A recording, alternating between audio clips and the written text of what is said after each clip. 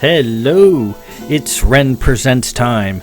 I'm your host Ren, and today we continue with the Temple of the Exploding Head Omnibus, Part 2, Chapter 9, Sarah and Phillip of Blanchefort. So last week, we see something of a transition, as to this point, it's been Sam who knows the full score, Sam who's the strong one, and Kay, a castle-bound vagabond for the most part, hasn't really explored his gifts, hasn't really matured into a young man yet, has been the unaware and the weak one. And then Sam realizes this is a point where things change, where it's going to be me in need, and I'm going to have to depend on Kay to face what's coming alone. And what's coming is not very pleasant, and that's for sure. And then Kay and his father are out in the grove doing card practice, card training, and they've been at it for a number of years, and Kay has gotten pretty proficient at the card. He has some bad habits, which his father demonstrates by knocking his card out of his hands, as he tends to hold it one-handed like a fencer, and that's not how you're supposed to use a card. You're supposed to have both hands on your weapon at all time. And as they conclude their training session, they see the goshawk flying overhead, and it is his aunt and uncle, Lady Poe, Lord Peter, and their children, Sarah and Philip, and they have returned for the summer. In the winter, they stay at the Duke of Olin's manor, far south in Esther.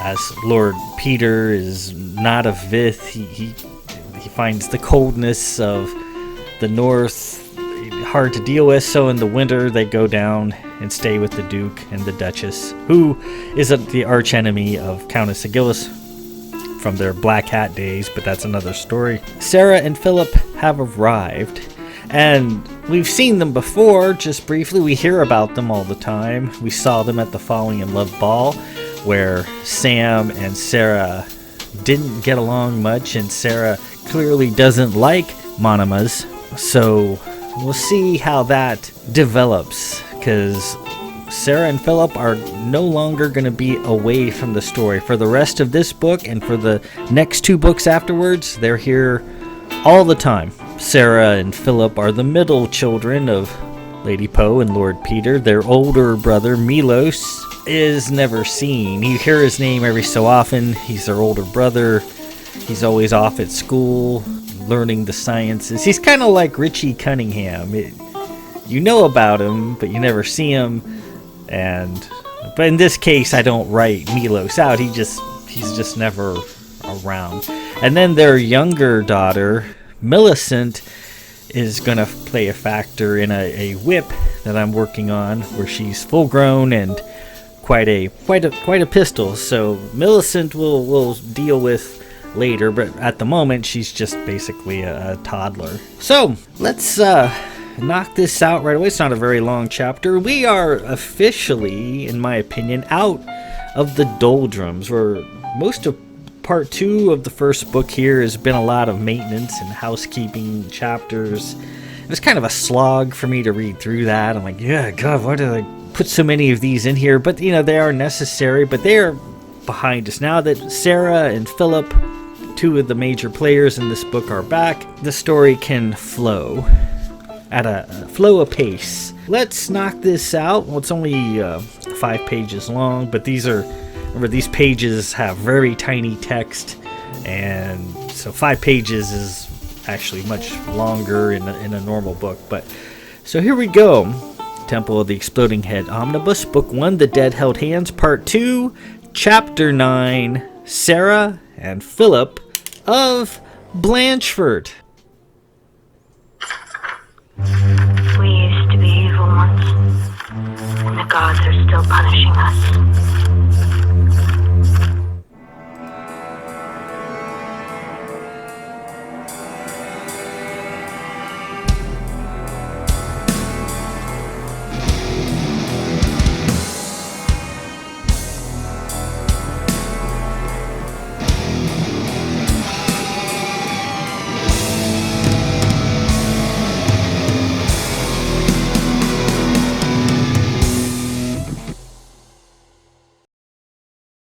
Kay roughly met up with his cousins Sarah and Philip, and after a brief laughing melee, they were all hugs and smiles. Sarah and Philip were a perfect blend of Blanchefort and Ruthven.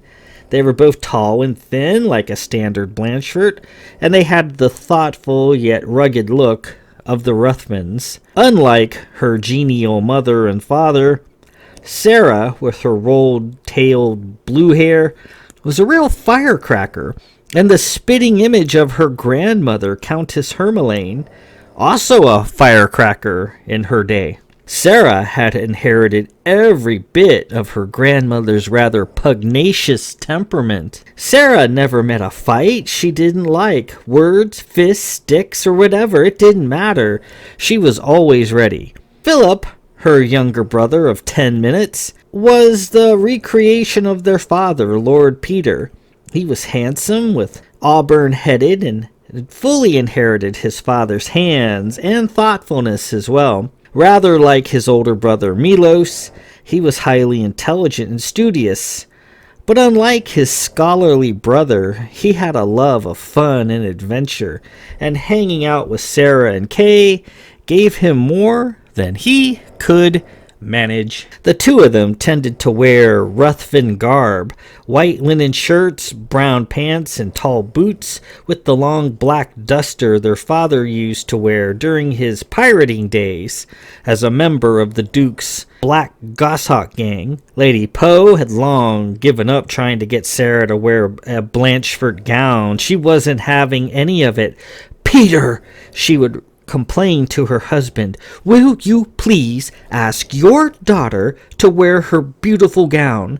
But Sarah, stubborn unless it was a very special occasion like Lady Poe's birthday, wouldn't budge. Lady Poe, in frustration, often said, "Young lady, it's a good thing for you that I am your mother and not your aunt, Countess Pardock, for she would slap your bottom and stuff you into a gown without mercy." After they finished beating each other up in greeting, they immediately decided to go to the Subra courtyard, a secluded and somewhat remote courtyard in the grove near Cara Hill's Walk, where they often went. It was their place, their secret spot, where there was nobody but the three of them. Here they came to practice with their cargs and saps. They'd lugged in several practice ones, which they stacked in a trunk behind the wall. Philip had brought in a telescope, a hammock, a portable terminal, and a small cooler in which to put snacks, a veritable home away from home. It was a place to simply relax and share their thoughts, at ease to say whatever came to their heads. Sarah was walking around with Kay's silver carg. "So there was this lunatic threatening the village of Green Saber, right? And the locals came to the Duke for help.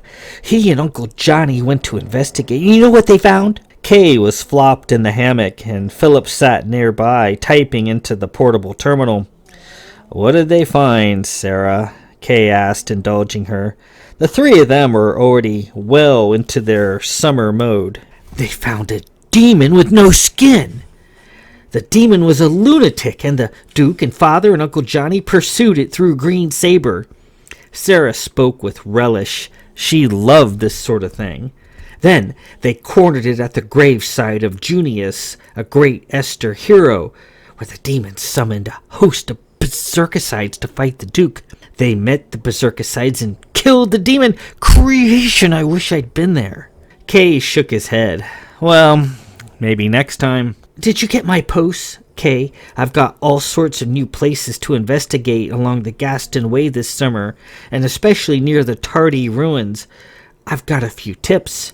We're going to have a busy summer, that's for sure." "Sounds grand, Sarah," Kay said. Philip was still typing away into the terminal. "Who are you talking to, Philip?" Kay asked. Sarah replied, "Oh, he's got himself a new girlfriend. She's a poly girl from Conwell." "Not true," Philip said, still staring into the terminal. "She's too tame. I happen to like them a little wild." Sarah approached Kay. "Have you been practicing with your sight over the winter? You said you would." I have, Sarah, but it didn't do any good. I don't have it. Sarah lit her sight, her eyes glowing a soft blue to match her hair. Okay, all you have to do is relax and let it flow. See, look at me. See how it works? Kay lay there on the hammock. I am relaxed, Sarah. I got nothing. She knocked him on the shoulder with his card. Oh, come on, Kay, give it a try. Just think how happy you'll make your dad.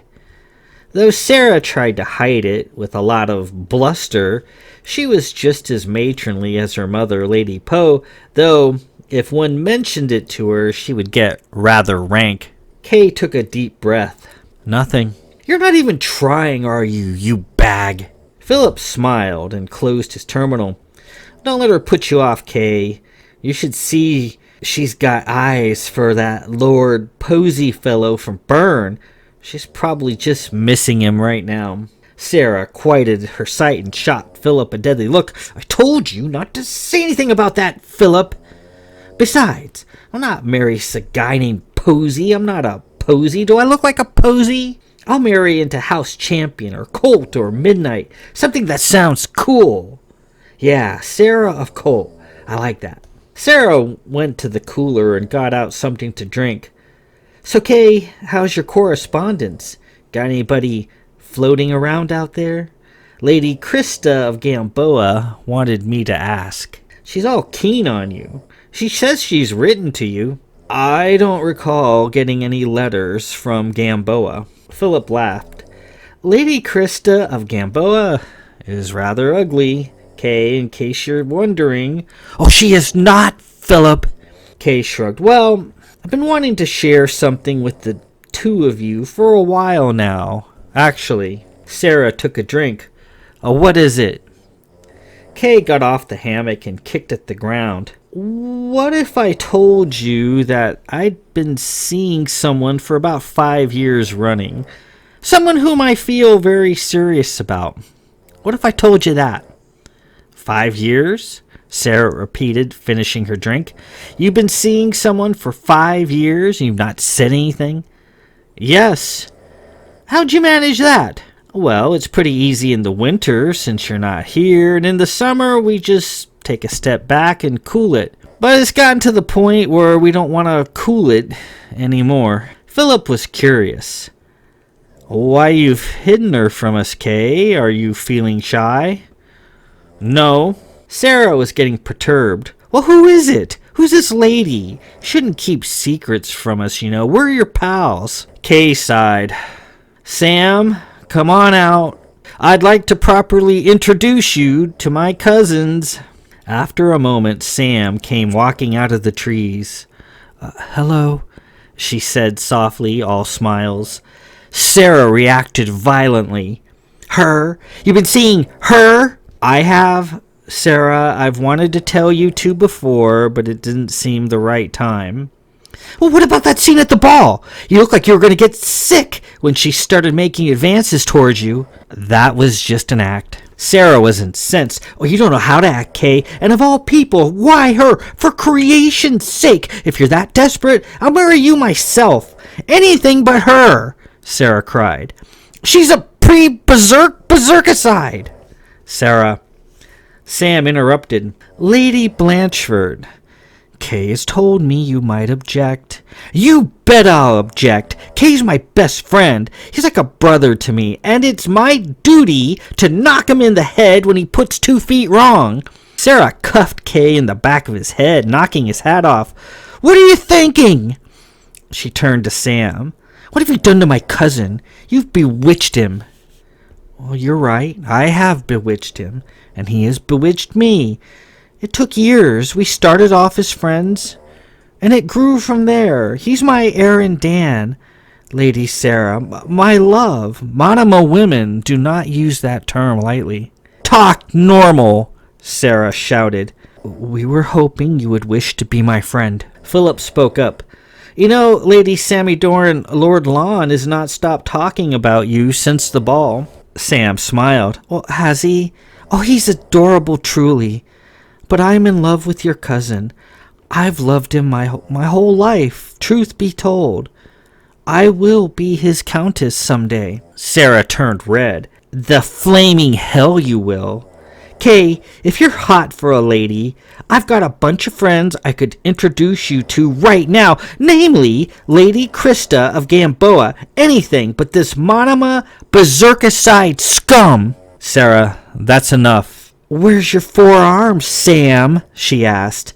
Don't all you berserkicides have forearms? Sam approached and stood nose to nose with her.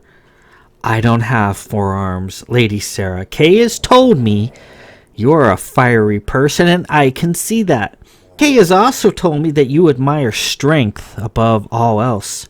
Tell you what, why don't we step away into the woods and have a private chat, just you and me? I think you've got a bit of honesty coming to you. The nervous energy between the two of them was thick. Sam was spoiling for a fight. You'll use your claws on me. Sam showed Sarah her nails. They had been trimmed down and painted red. For my Kay, I have shortened my beloved fingernails to a more Vith-like length. Sarah poked her in the chest. If we go in the trees, we're not going to be talking much. Sam dropped a few inches as she removed her Monoma shoes. Well, that's fine. Any way you want it. I don't intend to come between you and Kay, Sarah, and nor will I allow you to come between Kay and me. I want us all to be friends. I don't wish to make Arendan choose between us. Will you use some sort of Monoma magic against me? You'll go berserkicide on me. I will not. Come on. What are we waiting for? It'll take me a minute or two to power up so I can pound you. Take all the time you need. Sam held out her shoes. Will you hold these, please, for me, Kay? She said to him. He took them, and Sarah huffed. Be careful, Kay said. Thanks, both Sam and Sarah replied. Together they walked out of the courtyard into the trees. Kay and Philip stood there. Philip was gobsmacked. Well, Kay, this is a surprise. You keep a secret well. I had no idea. And there's been no gossip, which is strange. In fact, I heard Lady Sammy Doran recently lunched with Lord Lon and Arden. I was happy for him. Boy, word gets around. She did. She's working on some sort of project that Lon's helping her with. A project? What sort of project? Don't know. She won't tell me. Philip was still trying to absorb all of this information. And Lady Kylos, is she aware of this? She is. And she's not said anything. I think she, of all people, an avid gossiper, she's actually quite stalwart at keeping secrets when she wants to. She's been a big help and has welcomed Sam. We're all friends. Kay stood there holding Sam's shoes and looked to the trees. I don't like this, Philip. Sarah doesn't know what she's getting into. Sam is incredibly strong. Well, Sarah can handle herself, I suppose. If anything gets her respect, this will. Dimly, they could hear the struggle in the distance. Leaves rustled. Dry tree limbs snapped. Clearly, Sam and Sarah were going at it. And what do you think, Philip? What's your reaction to all of this? I think Lon's going to be pretty disappointed. That's my reaction. I don't mind Lady Sammy Doran. I think she's very beautiful. I noticed her at the ball myself. Again, I'm mostly shocked that you kept quiet about it for so long. I wanted to tell you guys, but Sam insisted on keeping it a secret. It's a Monoma tradition. Let's leave it at that. There was a cry and the sound of bodies falling on top of each other coming from the trees. I think I should go over there. No, Kay, let them finish. So, Kay, do you really have feelings for Lady Sammy Doran? Yes, Philip, I do. I love her. Well, that's good enough for me. As long as you're happy, that's all I care about. And don't listen to Sarah. Lady Krista of Gamboa looks like a man in a gown. I suppose I should start poking around, too. We're not kids anymore, are we? Anybody interest you? That Polly lady Sarah mentioned, perhaps? No, she seems fairly keen to begin something with me, but I'm not really interested. I have come to the conclusion that I rather like wild women, like those urchins trawling the streets of Calvert. Sort of like Lieutenant Kylos or Sarah. I like that kind of spirit. Most ladies of standing are too tame. The Duke introduced me to Lady Spree of Conwell last winter, and I found she didn't interest me in the least. Too quiet and shy. I like an element of danger. I like to run and be chased. Ladies of standing don't chase after anybody. Maybe I should hunt down a black hat like your dad and the Duke did. Philip looked up at the sky.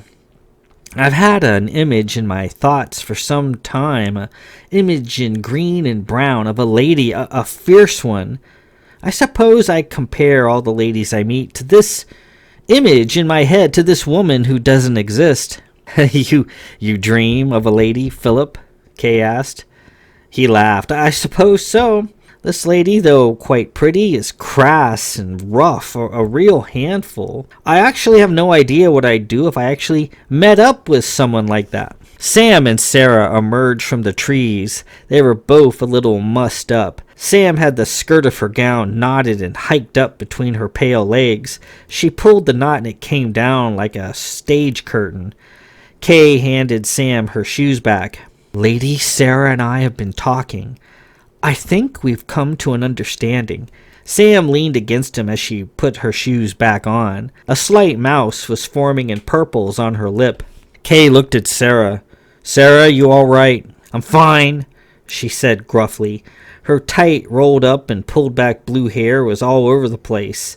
Dry leaves hung limply on her duster. Kay went to the cooler and pulled out 2 cold drinks, handing one to Sam and a red one to Sarah. Sarah took hers and held it against her right eye. She was sure to have a shiner by morning. She probed her teeth with her tongue. Sam took a drink and approached Kay. Lady Sarah is very strong. She is a fine fighter. She can fight every bit as well as you can, Kay. The compliment appeared to brighten Sarah a little. You've been fighting with Kay? Oh, we fight all the time. We had a big one the other day, didn't we, Kay? Kay nodded. So what do you say, Sarah? Are we all friends? Can you deal with this? And you better say yes. Otherwise it'll be you and I walking into the trees next. She looked at the ground and toyed with her drink. I still don't know if I trust her. I'm going to be watching you, Sam. And if I see anything funny, I'm coming after you. She popped her can open with a gassy rush. Funny? Sam said. You mean like this? She grabbed Kay and gave him a huge kiss. Sarah stepped between them. Yes, like that. By creation, no kissing when I'm around. That's the first rule. And no touching. And no talking either. Philip laughed. Well, no kissing. Oh, that's going to be a tough one, Sam said. Philip smiled and clapped Sam on the shoulder. Well, Lady Sammy Dorn, welcome to our little troop. I guess the first order of business is to see if we can select somebody for poor Lon. He's going to be heartbroken when he finds out. Kay has told me that I can count on your discretion. Our relationship must be kept secret for now, even from Lord Lon. Will you promise? Well, I promise, Philip said. Don't need to worry about me, or Sarah either. Right, Sarah? She grumbled something and looked at the ground again. Well, wonderful, Sam said. But that doesn't mean we can't find a lucky lady for Lord Lon. Whom do you suggest, Philip? And with that, we conclude Part 2, Chapter 9, Sarah and Philip of Blanchefort. So, Sarah and Philip return. They're hanging out in the grove in their usual spot. And then Kay introduces them to Sam. And of course, Sarah is offended. She doesn't like Sam, she doesn't like monomas, and she doesn't like berserkicides. And Sarah, I've been told that I might have overdid it a little with Sarah in this first book. My intention was to create a good person with an abrasive personality. Someone who, once you have their trust, will do anything for you, but kind of a pain in the ass. I've known a few people like that in my life. I mean, they're good people, they're solid people, just kind of annoying. And Sarah is going to be like that in this entire first book. And some people can't handle it. They're like, she's the true villain of this story. She's horrible. Well, it's not overblow this. I mean, she is a little opinionated. She is a little hot-headed, a little quick to judge, quick to come to opinions. That's just how some people are. But it doesn't diminish the fact that she is also a very good person. Someone who's a great friend, a great sister, a great ally to have on your side. It's just, Sam taking her out into the trees and whipping her ass is, probably helped out a little bit. But we'll see in the coming chapters. It's not quite enough. And as I said, I think we're finally out of the doldrums. Now that Sarah and Phillip are here, the story can really flow in earnest. There's 17 chapters left to go in book 1, and then we get to book 2, The Machine, and the rest of it has a lot of things going on. One of the chapters, it's called The Quest for Bowling, chapter 12, is huge. You always try to keep your chapters of a similar size, but I just write till I'm done. And then depending on how big or small the chapter is, that's just how it is and the way it has to be. But yeah, that one's a big one. I have to chop that into 2 readings. But 17 chapters. We're on chapter 9. The rest of them should flow by. I should have more verve going through these, because for a while there I was like, God, it's just one kind of nothing burger chapter after the next. But that is behind us, thankfully. So next chapter, part 2, chapter 10, What Sam Did. So we find out a few more things about our heroine, Lady Semidorn of Monima. So, until then, and if you, usually in my readings, you hear furtive snoring in the background, that is my dog, Junebug, a Boston Terrier, and Boston Terriers, if you know, short muzzled dogs can really snore, and she loves to come in here when I'm narrating, get on the couch, and within seconds she's fast asleep, and that includes a lot of snoring. So it is what it is. I don't have a futuristic soundproof booth to do these things, and I'm just doing this in my office. And if I close the door, she starts scratching at the door, pounding it with her paws, and she won't stop until I let her in. So it is what it is. Until then, this is Ren Presents. I'm your host, Ren. Peace out.